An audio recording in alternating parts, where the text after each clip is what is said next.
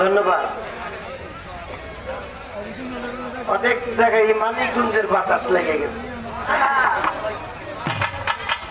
সারা বাংলাদেশের একটা বাতাস, মানিকগঞ্জের আর একটা বাতাস। মানিকগঞ্জের গান শুনে দিনে, তাই না, রাত 10টার মধ্যেই গান শেষ চলে যায়। আমার মনে হয় এরকম একটা বাতাস হয়ে গেছে, বাউ হয়ে গেছে, অনেকেই গেছে গান। এবার পালাটা দিয়েছেন গুরু এবং ভক্ত আমার দরদি, চমৎকার করে গান করেছে এবং মৌখিক একটি প্রশ্ন করেছেন। একটি অক্ষরের মধ্যে পবিত্র পুরাণে 30টি অক্ষর লুকায়িত আছে, এটা কোন সূরা কোন আয়াতের মধ্যে আছে? আপনারা না শুনলেও আমি ঠিকই শুনছি।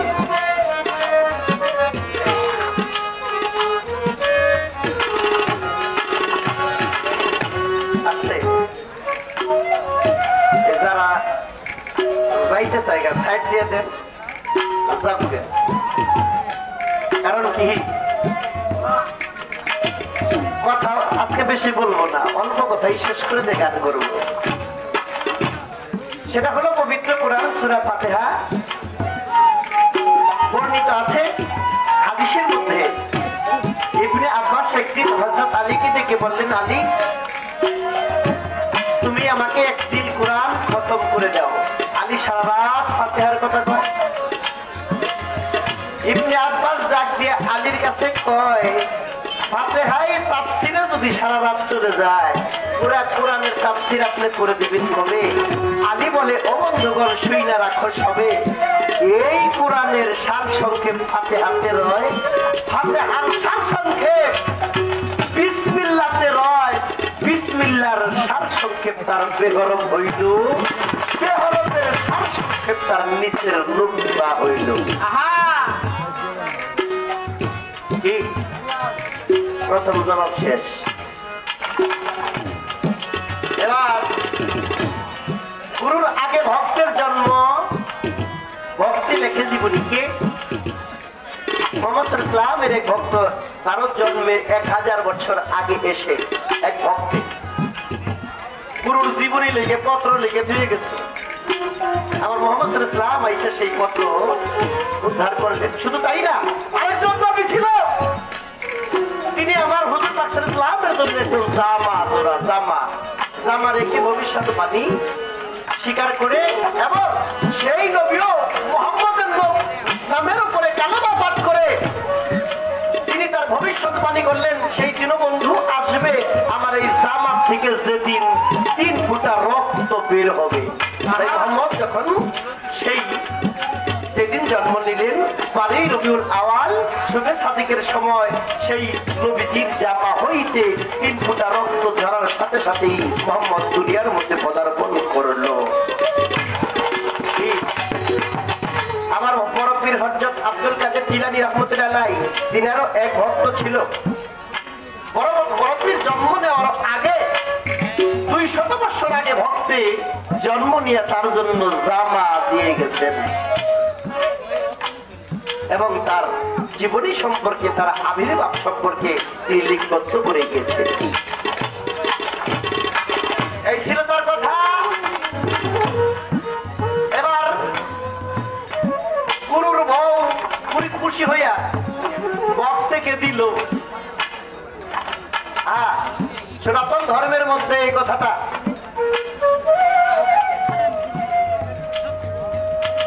এই যে আমরা রাধা রাধা কই, কৃষ্ণ কৃষ্ণ কই, এই জন্মের আগে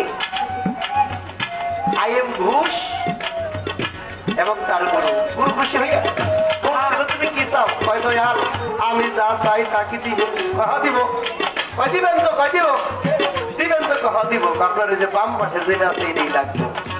কাহা এই নেই কি চাইবি? আমি তখন বুঝতে বলেছি আমাকে দিব। বাবা এই জন্মে পাবি না, পরজন্মে তুমি ভাবি গুরুকে, গুরুর ভক্ত এমনই একটা বিষয় বস্তু, ভক্তকে গুরুর বউ দিয়ে দিল, কিন্তু একটা জিনিস দেয় নাই, আইএম ঘোষের মধ্যে কাম ভাব দেয় নাই।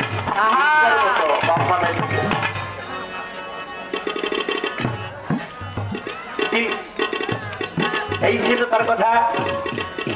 আরেকটি কথা, কোন কোন উলঙ্গ হইয়া জগৎ গেল হাসাইয়া, আবার কোন গুরুর মনি দিয়া ব্রহ্মপুত্র নামটি হয়। একজনই গুরু, যিনি হলো কিছু উনার এই দুইটা কথা এক জায়গারই। অর্থাৎ সনাতন ধর্ম মধ্যে যে শিব কইনা শিব, শম্ভু শিব, দেখবেন শিব পূজা যে করে, শিব কিন্তু উলঙ্গ ছিল, শিবের গায়ে কোনো কাপড় ছিল না, কিন্তু শিবের আদি নাম হলো মহাদেব। এই মহাদেবের থেকে মনি ধরে ব্রহ্মপুত্র নামটি ধরায়। জবাব শেষ, সোনার বাংলাদেশ এখন গান গাবো, কি কথা? একবার শেষ করে দিচ্ছি।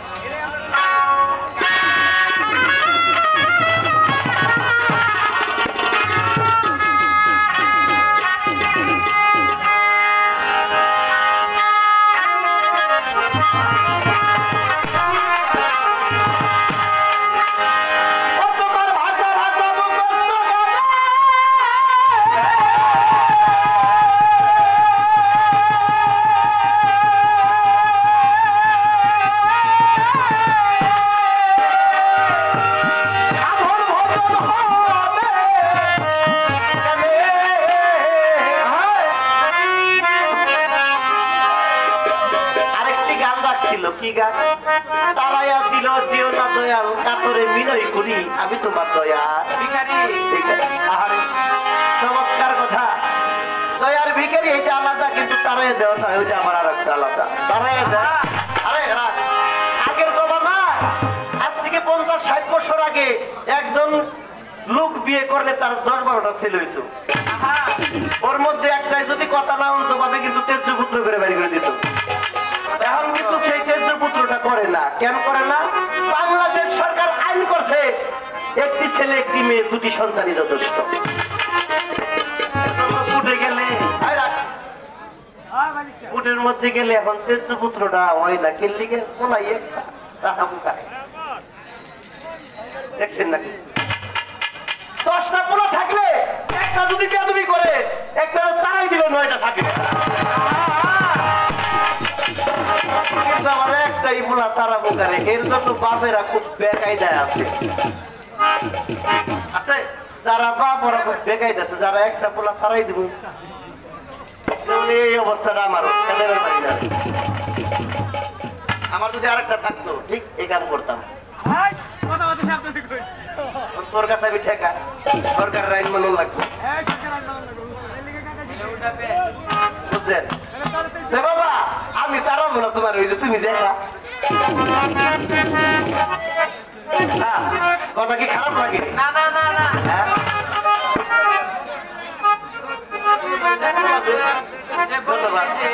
কথা শুনে 10 টাকা করে দিছে।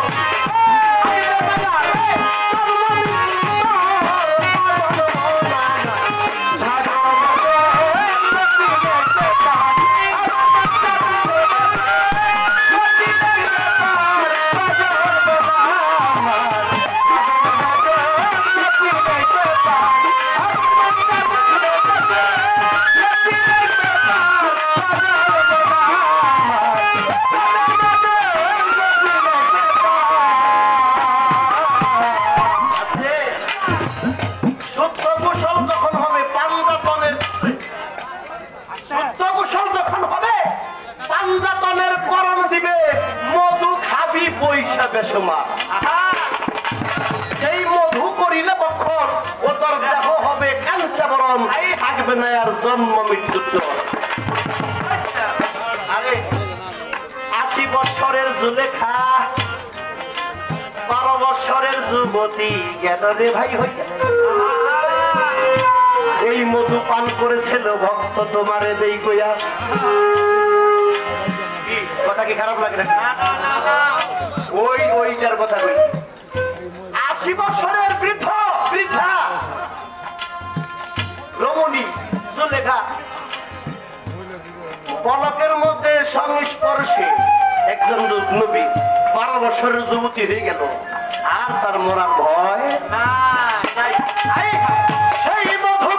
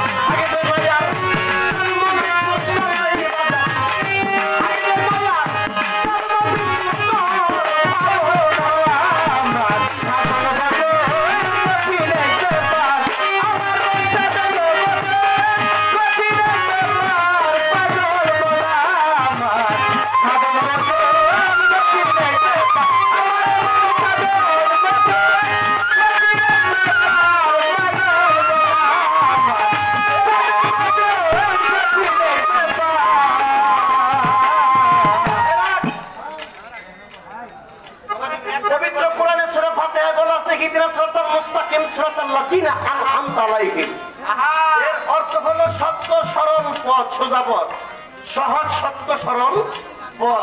দয়াল দিয়ে কইতাছে সাধন ভজন কঠিন এক ব্যাপার, এটা তাহলে কোরআনের বিরোধিতা হয়ে গেল না? দয়াল দিয়ে উল্টা কয়, ও দরদি কোন জায়গায় কঠিন ব্যাপার তোমাকে বলি। মান আরাবা নাফসাহু ফাকাত আরাবা রাব্বাহু। নিজকে চিনা। আমার রাসূল বলছেন মান আরাফা নাফসাহু ফাকাদ আরাফা রাব্বাহু। যে নিজকে নিজে চিনে সে কিঞ্চিত মাত্র পায় আল্লাহর দর্শন।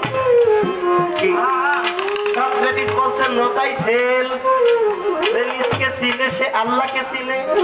আর লালন সাইদি বলছে আপনার আপনি ফানা হলে সেই ভাবে জানা যাবে।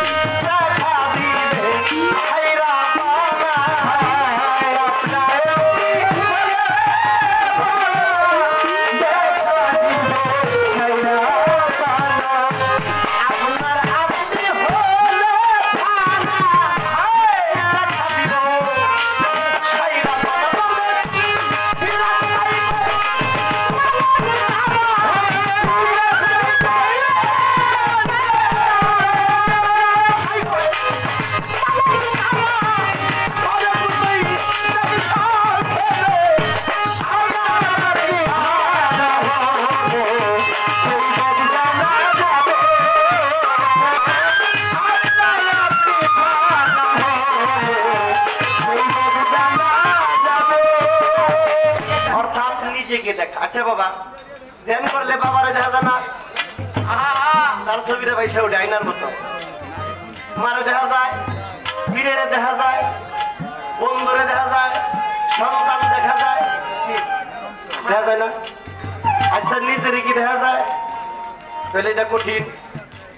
এর জন্য আমার এই গানটা পীরের কাছে আল্লাহকে ভর কর যদিও কোরআনে কইল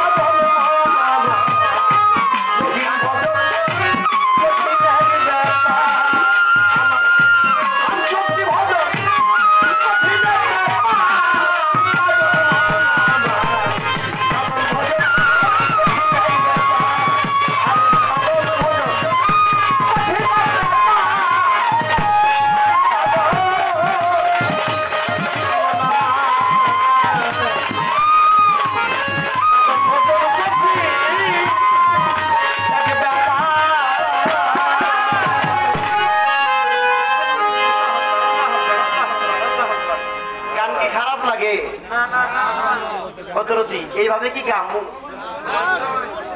কারণ কি এখন গান বাইরে গেছে বহুত রকমের আগের গান মানুষ শুনে না আখ খেতে ছাগল বন্দি জলে বন্দি মাছ নারীর কাছে পুরুষ বন্দি ঘুরায় বারো মাছ এই যে ধরনের গান আগে গান ছিল কি গান ওই নাম ভুল করিলে আমি